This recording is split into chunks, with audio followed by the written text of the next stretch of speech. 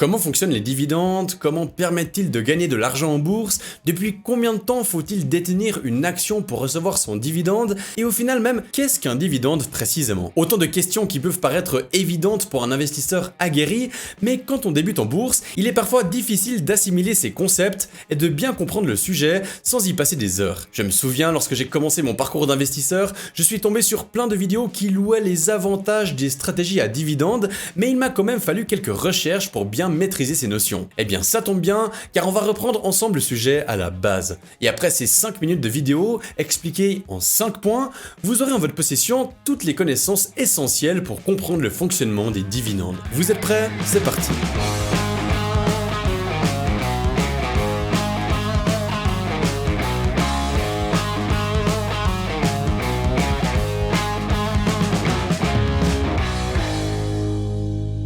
Premièrement, il est important de définir exactement ce qu'est un dividende. Reprenons depuis le début. Le but d'une entreprise, c'est d'avoir une activité lucrative. Autrement dit, la société opère une activité commerciale, industrielle ou de service par exemple, afin d'obtenir de l'argent, réaliser du chiffre d'affaires. Bien sûr, l'entreprise opère aussi des dépenses afin de réaliser ce chiffre d'affaires. À la fin de l'année comptable, la société réalise son compte de résultat où, en gros, elle soustrait ses dépenses à ses revenus pour calculer son résultat. Le résultat peut être négatif, on parle alors de déficit, ou positif, où on appelle cela un bénéfice. Là, normalement, je ne vous apprends rien. Bon, la suite. Ce bénéfice est à la disposition de l'entreprise qui a plusieurs manières d'utiliser cet argent. Elle peut notamment le réinvestir dans ses activités afin de se développer, le mettre en réserve, rembourser une dette, racheter ses propres actions ou, et c'est ce qui nous intéresse, en faire cadeau à ses actionnaires pour les remercier d'avoir investi dans la société. Le dividende, c'est ça. C'est l'argent de l'entreprise qui est reversé aux actionnaires. Mais alors, qui décide de si un dividende doit être versé et de son montant? Eh bien, ce sont les actionnaires eux-mêmes qui décident de la politique d'entreprise en matière de dividendes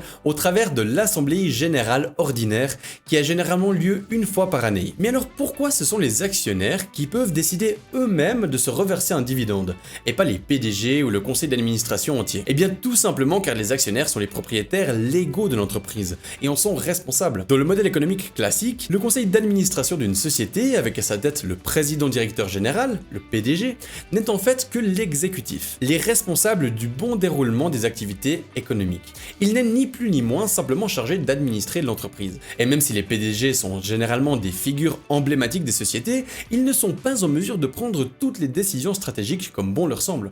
Alors, en pratique, les rôles sont souvent étroitement liés et les PDG des grosses entreprises sont également souvent actionnaires majoritaires et ou fondateurs des sociétés qu'ils dirigent. Mais concrètement, cela veut dire que chaque actionnaire, aussi petit soit-il, peut donner son avis et décider si un dividende doit être versé ou non. Bien sûr, le poids du vote dans les décisions se définit au prorata des actions que les investisseurs détiennent. Mais alors me direz-vous, pourquoi les actionnaires ne choisissent pas de se reverser le maximum d'argent qu'ils pourraient obtenir afin de gagner plus? Tout simplement car ce ne serait pas dans l'intérêt des actionnaires de ponctionner tout l'argent de l'entreprise et ainsi de l'empêcher de se développer. Pour vous imaginer un peu le concept, il vaut mieux ne consommer que quelques fruits d'un arbre et de replanter les autres afin d'obtenir de nouveaux arbres par la suite et ainsi plus de fruits dans le futur. Comprenez également par toute cette explication que le dividende d'une entreprise dépend fortement des résultats de l'entreprise. Autrement dit, le dividende n'a rien d'acquis pour l'investisseur et il est décidé d'année en année en fonction de beaucoup de paramètres financiers. Puis, en fonction de cela, un consensus est trouvé pour savoir s'il doit être maintenu, augmenté ou, et cela ne nous enchante généralement moins, diminué, voire même coupé. Un autre point important à connaître,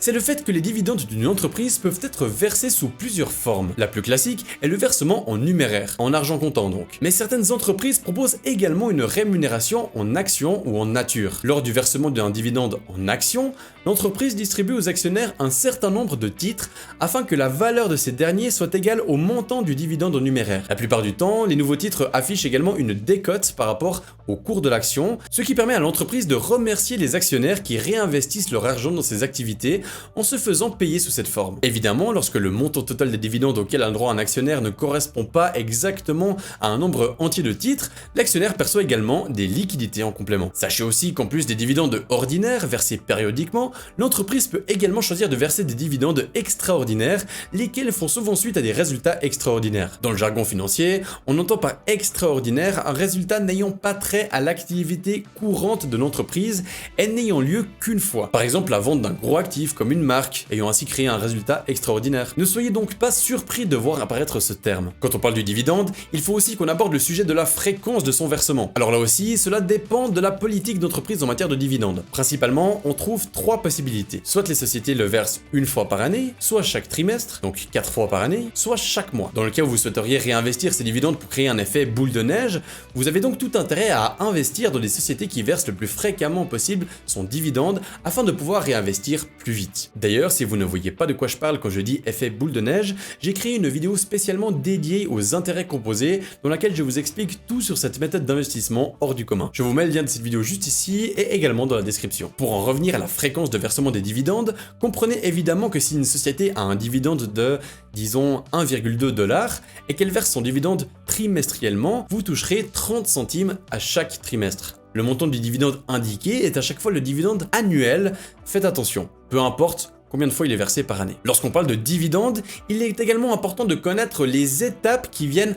intervenir dans le versement de celui-ci, car il y en a en effet plusieurs entre le moment où la société choisit de le verser et celui où vous l'obtenez bel et bien dans votre portefeuille. Sur les sites d'analyse, vous retrouverez souvent plusieurs dates qui ne sont pas forcément évidentes à comprendre au premier abord. Évoquons-les brièvement ensemble afin d'éclaircir tout ça. Premièrement, il y a la date de déclaration, ou declaration date en anglais. Il s'agit de la date à laquelle la société annonce officiellement qu'elle va payer un dividende. Ensuite vient la date de détachement. Vous verrez parfois le terme anglais ex-date. Il s'agit de la date à laquelle le dividende est extrait du cours de l'action. Car oui, je ne vous l'ai pas encore dit, mais ici une entreprise clôture un soir à, disons, 50 $, puis extrait un dividende de 1 $ dans la foulée, l'action cotera au début du prochain jour ouvrable à 49 $, puisque dans toute cette opération de versement de dividende, il n'y a pas de création de valeur. Le dividende n'apparaît pas de nulle part, il s'agit simplement d'une entreprise qui choisit d'octroyer une partie de ses fonds aux actionnaires. Cela se reflète donc logiquement dans les cours qui se retrouvent retranchés du montant exact du dividende. Autrement dit, le petit malin qui croit avoir une bonne idée en achetant une action la veille de sa date de détachement afin de rapidement toucher son dividende, puis qui compte la revendre juste après, aura simplement réalisé une opération nulle. Bon, pour résumer, vous comprenez par sa date de détachement qu'il n'y a pas besoin de posséder une action depuis longtemps pour bénéficier du droit de toucher son dividende. Il faut simplement la posséder maximum un jour ouvrable avant cette date importante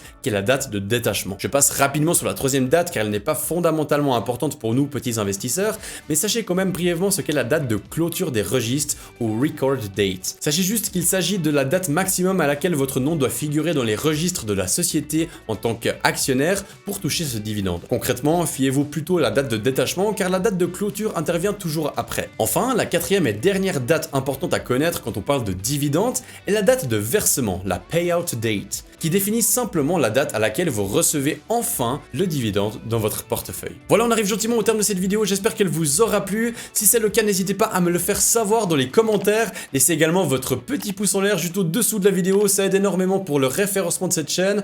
Et si le travail que je vous propose vous plaît, pourquoi ne pas vous abonner à la chaîne? Enfin, si vous voulez aller plus loin dans l'apprentissage des marchés financiers et de l'investissement, sachez que j'ai créé une formation spécialement dédiée à l'investissement en bourse avec une stratégie long terme. Rien à voir avec mes vidéos YouTube dans lesquelles j'aborde les concepts de manière très superficielle sans donner beaucoup de détails. Là, je vous parle d'une formation complète à la portée de tous qui est un énorme condensé de toutes mes connaissances de l'investissement en bourse. Bref, je ne vous en dis pas plus, le lien est dans la description pour ceux que ça intéresse. Quant à moi, j'en ai terminé, je vous dis à très vite dans l'une des prochaines vidéos qui s'affichent un peu partout autour de moi. Allez, ciao ciao!